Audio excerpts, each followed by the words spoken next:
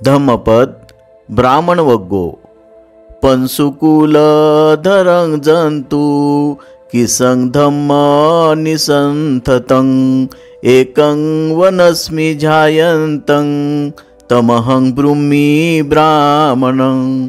धुळीने भरलेले चिंध्यांचे वस्त्र धारण करणारा, कृश शिरांनी आच्छादलेला, वनात एकटा ध्यान करणारा जो माणूस त्याला मी ब्राह्मण म्हणतो। अर्थकथा: किसा गौतमी अरण्यातील एकांतात मळलेल्या चिंध्यांचे वस्त्र परिधान करून ध्यान करीत असे। एकदा ती बुद्धांना वंदन करण्यासाठी त्यांच्याकडे गेली। देवांचा राजा शाक्य याला वंदन करून ती परत फिरली। ती कोण होती हे जाणून घेण्याची शाक्यांची इच्छा होती। तेव्हा उत्तरादाखल बुद्धांनी वरील गाथा म्हटली।